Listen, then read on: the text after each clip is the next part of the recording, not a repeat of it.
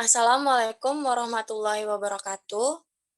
Sebelumnya, perkenalkan nama saya Fitria Malini dengan NIM 1901210055 selaku moderator dan kedua teman saya yaitu Dewi Maharani dengan NIM 1901210038 dan Nur Fadila dengan NIM 1901210031.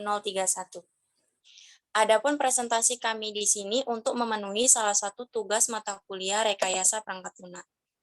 Baik, di sini kami akan mempresentasikan mengenai tugas kami tentang pengujian perangkat lunak. Adapun sub pembahasan mengenai presentasi kami yaitu yang pertama ada white box, yang dimana nanti kami akan menjelaskan tentang teknik white box testing, kelebihan, kelemahan, serta contoh. Yang kedua ada black box, di mana nanti ada penjelasan tentang teknik black box, kelebihan, kelemahan, dan contoh. Yang ketiga ada perbedaan dari white box dan black box. Yang keempat ada kesimpulan. Selanjutnya, penjelasan mengenai white box akan dijelaskan oleh teman saya yaitu Nur Fadila.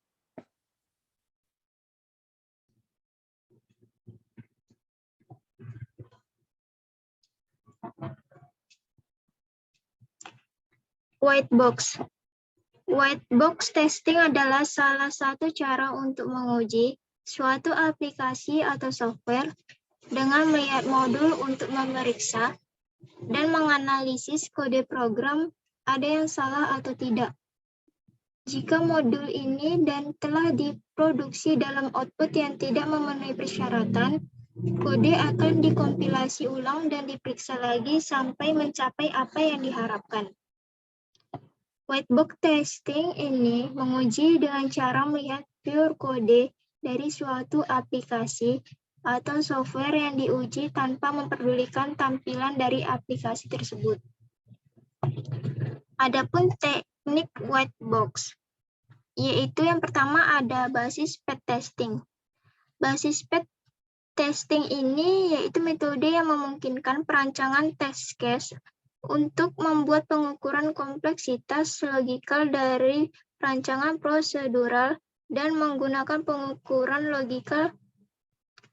pengukuran sebagai panduan untuk mendefinisikan himpunan basis dari jalur eksekusi. Yang kedua yaitu ada flow graph. Flow graph merupakan notasi sederhana untuk merepresentasikan control flow. Yang ketiga yaitu ada cyclomatic complexity, yaitu digunakan untuk mengetahui jumlah jalur yang perlu dicari. Yang keempat itu ada graph metric. Graph metric yaitu untuk menentukan himpunan basis PET dapat diterima berdasarkan mekanisme untuk mengembangkan software yang membantu pengujian basis PET.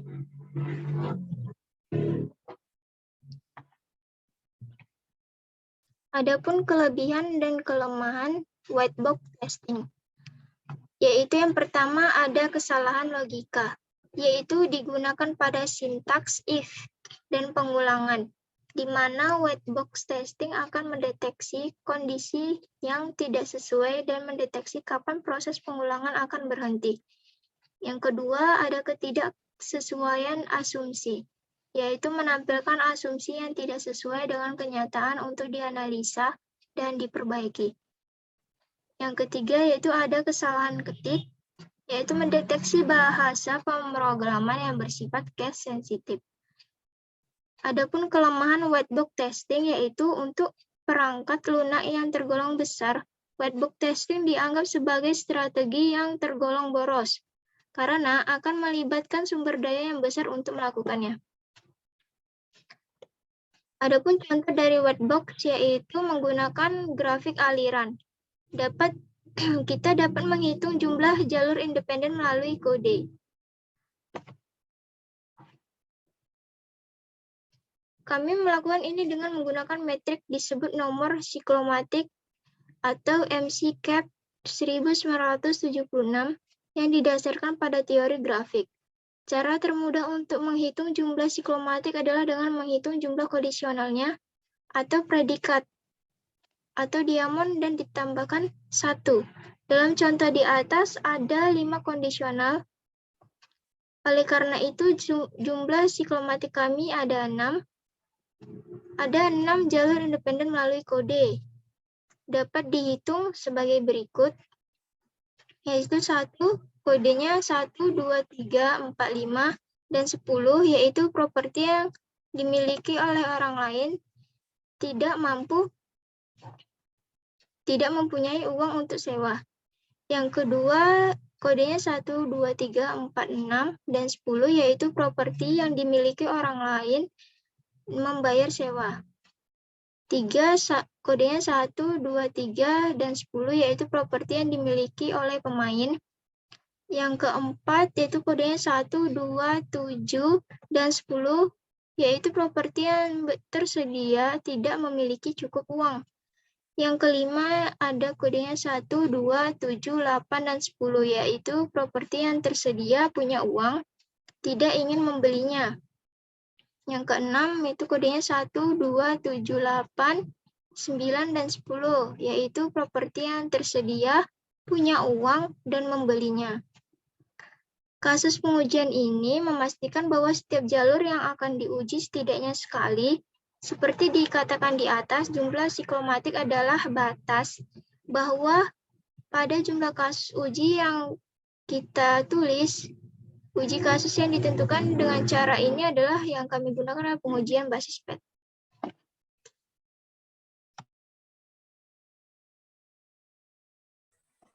Baik, terima kasih kepada Nur Fadila yang telah menyampaikan tentang white box testing. Selanjutnya tentang black box testing yang akan dijelaskan oleh teman saya yaitu Dewi Maharani. Black box.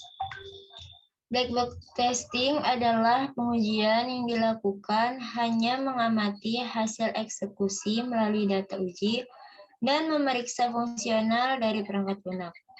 Jadi, dianalogika seperti kita melihat suatu kotak hitam, kita hanya bisa melihat penampilan luarnya saja, tanpa tahu ada apa di balik bungkus hitamnya. Sama seperti pengujian black box, mengevaluasi hanya dari tampilan luarnya atau interface-nya, fungsionalitasnya, tanpa mengetahui apa sesungguhnya yang terjadi dalam proses detailnya atau hanya mengetahui input dan output.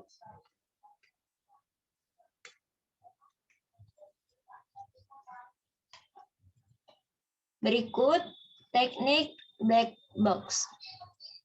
Terdapat 7 teknik black box. Yang pertama adalah equivalence partitioning, yaitu dengan melakukan partition atau pembagian menjadi beberapa partisi dari info data. Yang kedua ada teknik boundary value analysis. Teknik ini lebih fokus kepada boundary, di mana adakah error dari luar atau sisi dalam software, minimum maupun maksimum nilai dari error yang didapat. Yang ketiga ada teknik fuzzing. Fuzz merupakan teknik untuk mencari bug atau gangguan dari software dengan menggunakan injeksi data yang terbilang cacat ataupun sesi semi otomatis. Yang keempat ada teknik cause effect graphy. Teknik ini adalah teknik testing di mana menggunakan grafik sebagai pacuannya. Di mana di dalam grafik ini menggambarkan relasi antara efek dan penyebab dari error tersebut. Yang kelima ada teknik orthogonal array testing yang dapat digunakan jika input domain yang relatif terbilang kecil ukurannya, tetapi cukup berat untuk digunakan dalam skala besar. Yang keenam ada teknik outlier testing, di mana di dalam teknik ini, semua pasangan dari test case didesain sedemikian rupa agar dapat dieksekusi semua kemungkinan kombinasi diskrit dari seluruh pasangan berdasarkan input parameternya. Tujuannya testing ini adalah memiliki pasangan test case yang mencakup semua pasangan tersebut. Dan yang terakhir atau yang ketujuh adalah teknik state transition. Testing ini berguna untuk melakukan pengetesan terhadap kondisi dari mesin dan navigasi dari UI dalam bentuk grafik.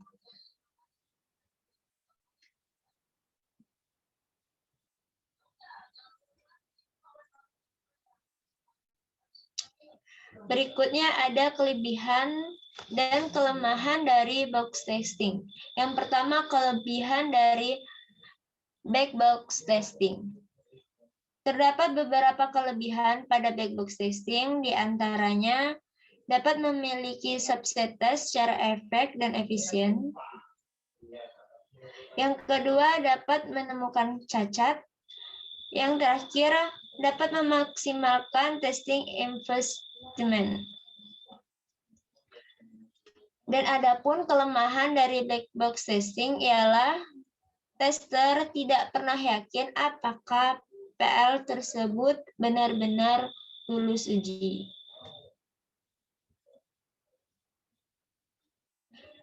Nah, contoh pada black box testing. Contoh pengujian black box yang pertama adalah pemeliharaan data untuk aplikasi bank yang sudah diotomatiskan. Pemakaian dapat memutar nomor telepon bank dengan menggunakan mikrokomputer yang terhubung dengan password yang telah ditentukan dan diikuti dengan perintah-perintah data yang diterima. Sebagai perintah data yang diterima adalah sebagai berikut. Yang pertama, kode area dengan perintah 0 atau 3 digit. Yang kedua, prefix dengan 3 digit atau tidak diawali 0 atau 1. Yang ketiga ada suffix dengan 4 digit. Yang keempat ada password dengan 6 digit alfanumerik. Dan terakhir ada perintah dengan cek, deposit, dan lain-lain. Selanjutnya, kondisi input digabungkan dengan masing-masing data elemen dan dapat ditentukan sebagai berikut.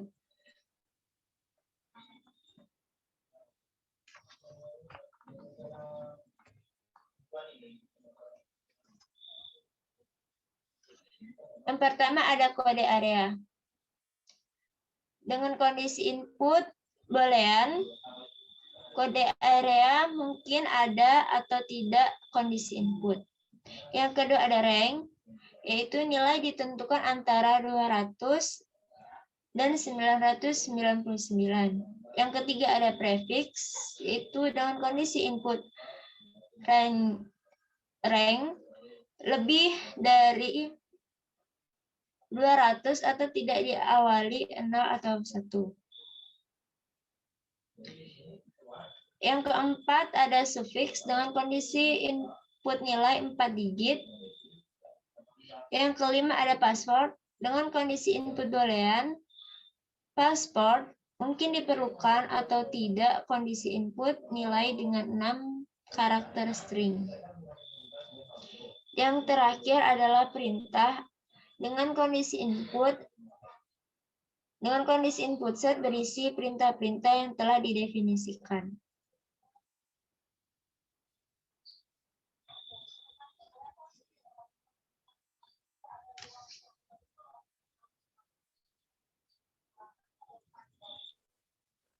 Baik, terima kasih kepada Saudari Dewi Maharani yang telah menjelaskan tentang black box. Selanjutnya, adapun perbedaan white box testing dan black box testing, di mana perbedaan yang pertama yaitu pengujian black box testing dilakukan berdasarkan apa yang dilihat atau fokus terhadap fungsionalitas dan output atau keluaran dari perangkat lunak tersebut.